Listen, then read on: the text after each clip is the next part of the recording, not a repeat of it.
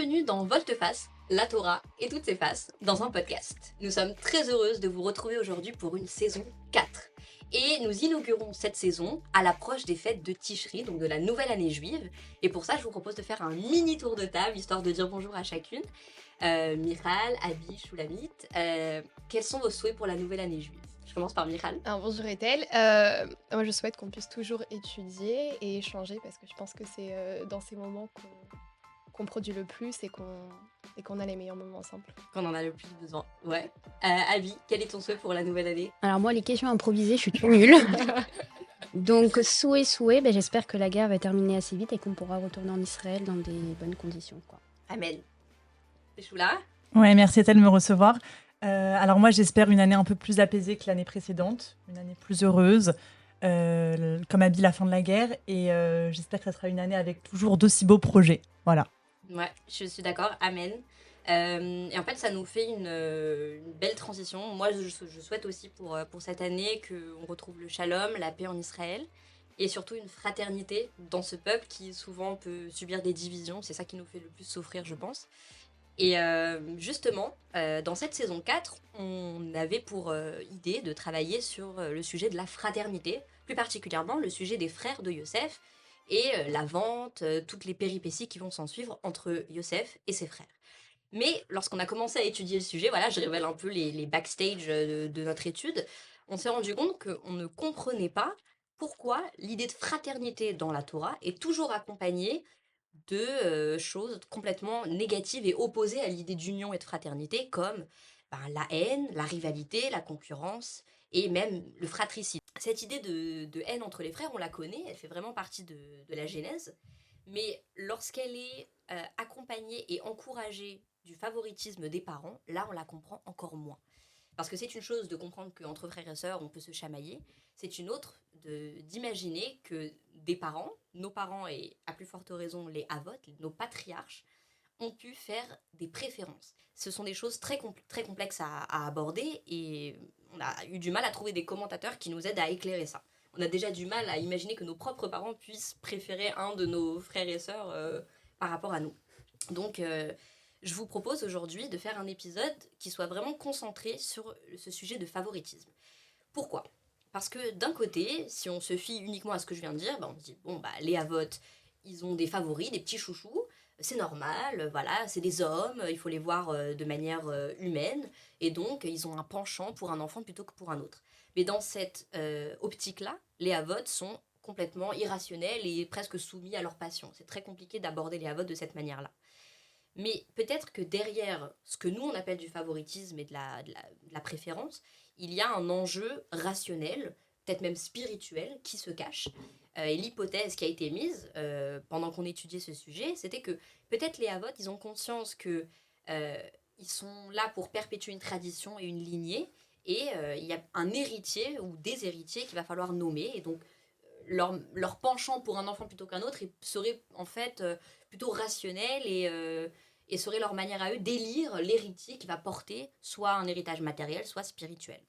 Donc, je vous propose d'aborder ça et la question que je pose aujourd'hui et que je vous pose aujourd'hui, à laquelle vous allez m'aider à répondre, c'est peut-on expliquer le favoritisme apparent des avotes, et j'inclus avotes et imaot évidemment, donc les patriarches et les matriarches, par l'enjeu bien plus grand et rationnel de l'héritage, comme si le favoritisme était en fait un testament. Je pense que j'ai envie de commencer par la relation de Abraham avec ses enfants. Pourquoi ? Parce que c'est le seul, j'embraye un tout petit peu, c'est le seul qui n'a pas l'air de faire de favoritisme. En apparence, en tout cas, peut-être qu'on va me contredire. Qui voudrait ouvrir le bal sur ce sujet-là ? J'ai peut-être quelque chose à dire. Alors effectivement, Avram, on voit pas explicitement le favoritisme, contrairement aux autres avotes, comme on le verra par la suite.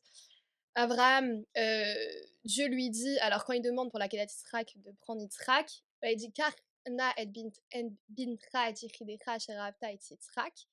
Donc dans cette gradation, Rashi dit que c'est une gradation pour préparer Abraham à prendre Yitzhak, et qui finit par dire voilà, c'est celui que tu aimes, Yitzhak. Mais en réalité, on peut pas à partir de là définir est-ce que Abraham préférait Yitzhak, parce que jusqu'au bout, Abraham ne sait pas quel fils quel fils il va devoir choisir, parce que pour lui, son fils, c'est Ishmaël et Yitzhak, son unique, c'est Ishmaël et Yitzhak, et celui qu'il aime, c'est aussi Ishmaël et Yitzhak, et donc Dieu finit par dire, c'est Yitzhak que tu vas devoir prendre. Le seul moment où on voit qu'il y a une différence, c'est à travers Sarah. Parce que c'est Sarah qui va dire à Abraham de chasser Ishmaël, parce que pour elle, Ishmaël a un comportement qui n'est pas bon. Il faut chasser Ishmaël parce que c'est Yitzhak qui va devoir hériter, son fils. Donc elle dit, Vatomer les Abraham, donc Sarah dit à Abraham, Garash à Maazot ve'et Bena, donc chasse la servante et son fils, donc Ishmaël, qui lo irash ben à Maazot, car le fils de cette servante n'héritera pas, im beni im Yitzhak, avec mon fils, avec Yitzhak. Donc elle veut pas qu'il y ait un partage de l'héritage d'Abraham entre Yitzhak et Ishmaël. Donc pour Sarah, c'est clair. Abraham répugne un peu à chasser son fils parce qu'il aime Ishmaël, c'est son fils, et c'est Dieu qui va convaincre Abraham d'écouter Sarah.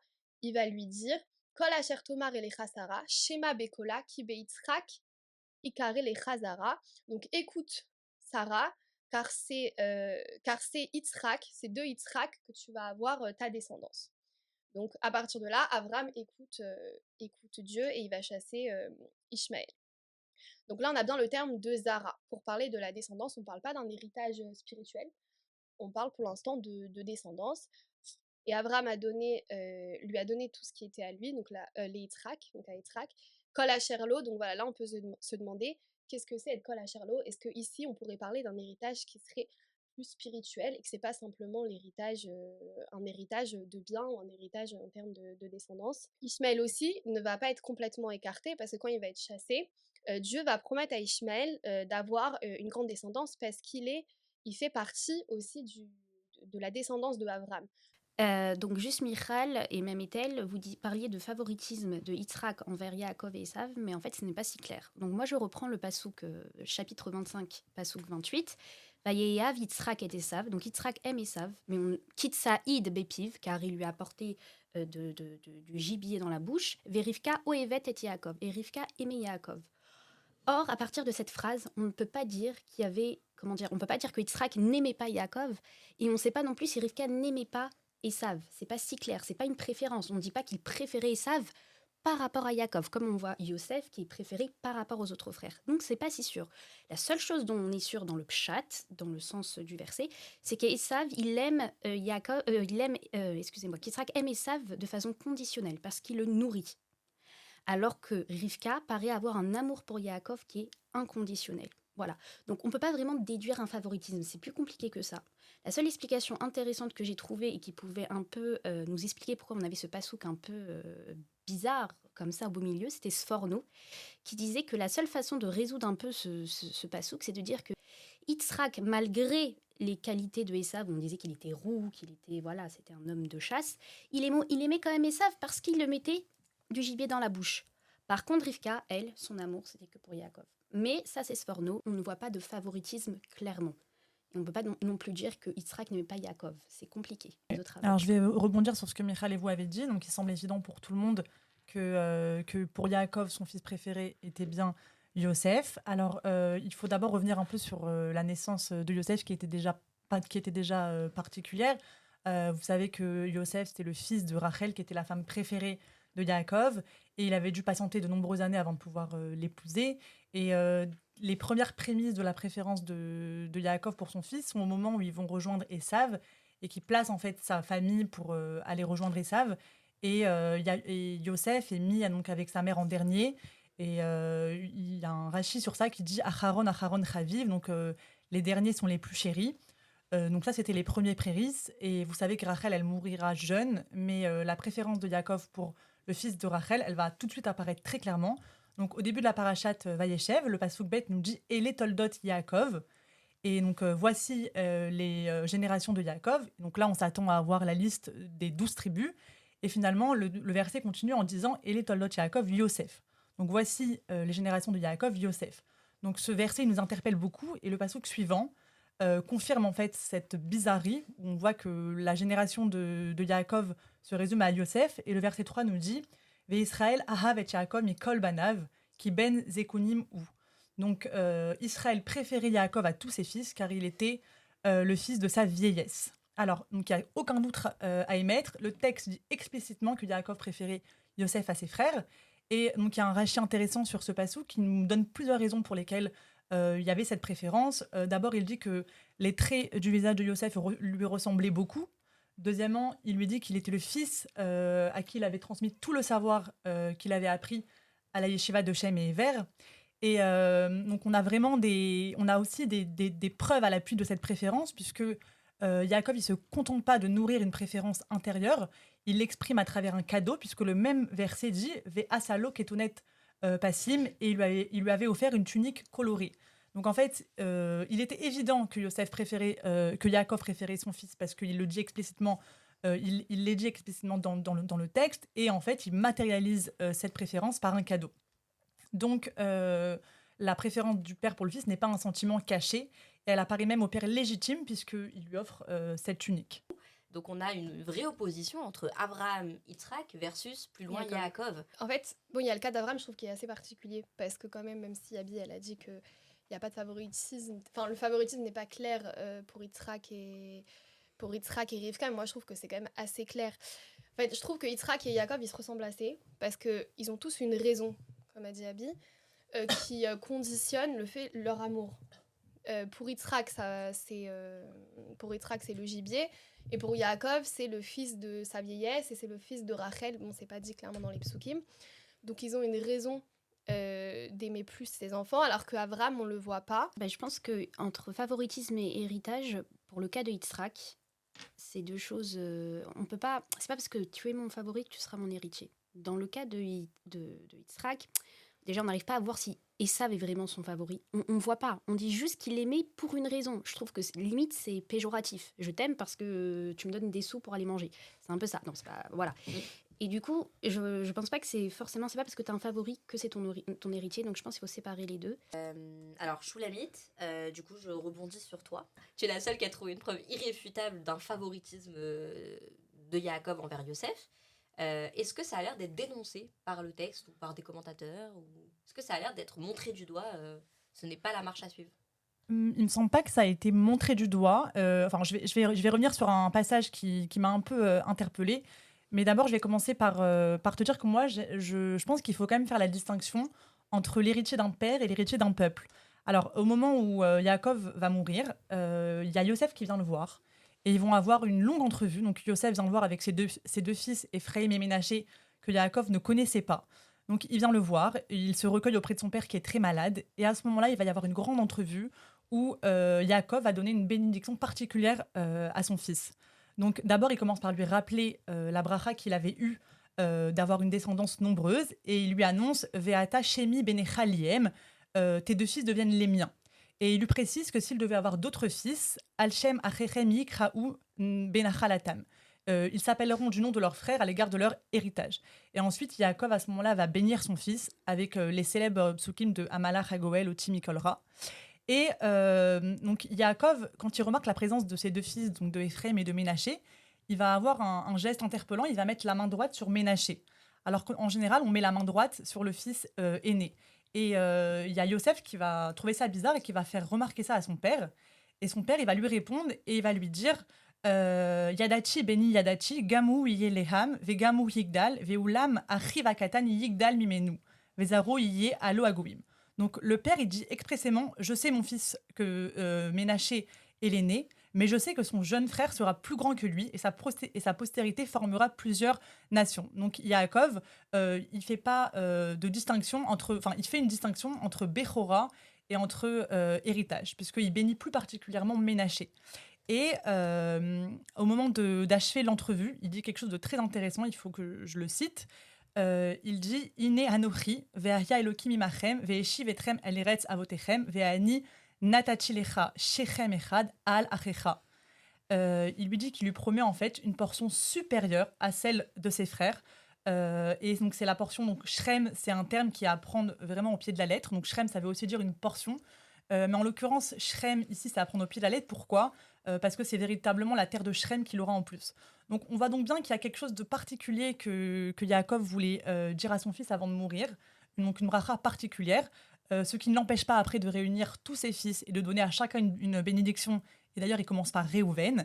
Et donc là, c'est un point intéressant et je vais pouvoir répondre à ta question. Quand il a tous ses fils devant lui, donc il dit à Réhouven, Réhouven, Bechori ata, Kochi, Vereshit oni. Donc il dit à Réhouven, tu fus mon premier-né et les prémices de ma vigueur. Donc c'est à lui qui s'adresse en premier. La première bénédiction s'adresse à Réhouven, son Bechor. Et je vais maintenant revenir sur des psukim qui apparaissent dans Devarim. Et en fait, dans Devarim, il y a un passage intéressant qui parle du cas où un homme il possède deux femmes. Il y a une qu'il aime et l'autre qu'il dédaigne un peu. Et il se trouve que ces deux femmes lui donnent des enfants et que le fils premier-né, il appartient en fait à la femme qu'il aime le moins. Et là, le passouk dit Vehaya beyom inchilo el banav, le jour où il partagera entre ses fils l'héritage, et acheriye lo yuchal levacher el ben ahaouva, alpene ben aswa, donc il ne pourra pas privilégier des droits particuliers au fils de la femme préférée. Et le verset suivant donne un peu une réponse. Il dit qui ou réchit ono, car c'est le premier fruit de sa forme. Donc c'est exactement le même terme que Yaakov emploie quand il s'adresse à Réhouven et qui lui donne sa bracha. Donc je ne sais pas si on peut dire que le texte dénonce en fait la préférence, mais on a quand même ce verset de Devarim qui a le même terme que ce que Yaakov dit et qui dit expressément qu'on ne peut pas favoriser son fils préféré. Alors pour terminer moi sur le cas de Yosef, je dois dire que donc Yosef, pour moi, il est évident qu'il était l'héritier de son père. Il était le fils qui ressemblait à son père. Et voilà, les moments qui ont suivi la mort de Jacob, on voit bien que c'est Yosef qui s'est occupé de tout, que c'est Yosef qui a suivi son père jusqu'à la fin. Mais quand on pense un peu à la fin des temps, on sait que le Mashiach, on dit que le Mashiach sera Ben David, Ben Yehuda, excusez-moi, Ben Yehuda. Donc c'est pour ça que je me suis fait la distinction entre l'héritier d'un père et l'héritier d'un peuple. Ça veut dire que Yosef, c'était l'héritier pour son fils, mais au nom du peuple, pour son père, pardon, mais au nom du peuple dans son ensemble et au nom des générations à venir, je pense pas qu'on peut dire que Yosef est finalement l'héritier final. Je voulais juste dire quelque chose, mais pour compléter avec Shlomi, je trouvais que c'était très pertinent de distinguer la notion d'héritage. C'est aussi que pour le cas d'Yitzhak, pour lui, c'était évident qu'il fallait donner la bracha de l'aîné à Esav. C'était évident, il y a des preuves où il dit c'est bien toi mon aîné, c'est l'aîné. Donc c'était une bracha pour l'aîné, et cette bracha elle est spéciale parce que tous les autres frères, toutes les autres nations vont se soumettre à l'aîné. Donc c'est assez particulier. Et apparemment pour Yitzhak, c'était pas réservé pour Yaakov. Maintenant, qu'est-ce qui était réservé pour Yaakov? Apparemment depuis le départ, c'était la Birkat Avraham. Donc on voit que dans l'héritage, c'est plus compliqué que ça. Il y a l'héritage que l'aîné doit avoir, et peu importe si c'est une question de favori, etc., on dirait que Yitzhak, il veut que ce soit Esav, et qu'il est effrayé quand il entend que ça va pas être le cas. Donc après, ça a discuté pourquoi Rivka est intervenue dans les plans sans le prévenir, à tel point qu'il est effrayé, et que finalement, avant qu'il parte, il lui donne, on dit, Passouk 4 du chapitre 28, Veiten lecha et birkat Avraham. Je vais te donner la birkat Avraham. Alors, c'est très intéressant parce que c'est sur ça que je voulais terminer cet épisode. Au lieu de vous demander, il y a vraiment un héritier, c'est qui l'héritier, etc., je vais vous parler de ceux qui, en apparence, n'héritent pas. Je parle des moutons noirs, en fait. À quoi ça servait d'avoir, pour Abraham, 2 enfants, si c'est l'un qu'il faut absolument choisir et c'est lui que tu vas sacrifier, c'est lui qui va hériter, c'est lui qui va... Ça sert à quoi d'avoir... à quoi servent ces autres enfants qui vont en fait être complètement mis de côté? Il y a Esav dont on va raconter la descendance, on va faire, voilà, je crois qu'il y a tout un pérec, vraiment une dizaine de psukim sur les enfants, tous les enfants de Esav jusqu'à je sais plus qui. Voilà, pour dire vraiment on a parlé de lui, mais après on l'oublie complètement. À quoi a servi Esav, à quoi a servi Ishmaël?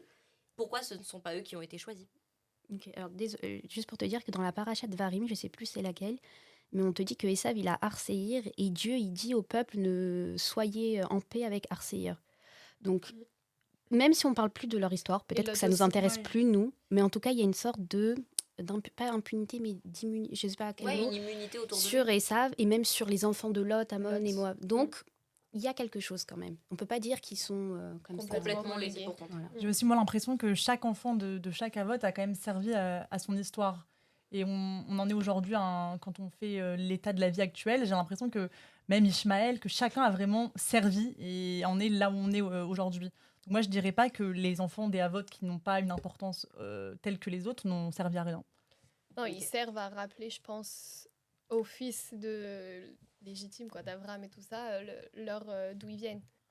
En fait, ils ont un rôle à jouer dans notre histoire, mais je trouve que c'est un peu une leçon d'humilité. Il y a des peuples qui ont commencé leur histoire avec nous et qui ont continué leur chemin et qui se sont agrandis, et ça ne nous concerne pas en quelque sorte. On ne sait pas ensuite qu'est-ce qui s'est passé. Bon, et ça, Si c'est on autre démêle chose. tout, histoire d'être vraiment au clair, on a un héritage spirituel qui est la bracha d'Abraham, premièrement, qui s'accompagne de l'héritage de la terre de Canaan, évidemment, qui se perpétue jusqu'à aujourd'hui, premièrement. Ensuite, on a un favoritisme du père qui décide d'élire, mais dans son cœur, en fait, un de ses fils.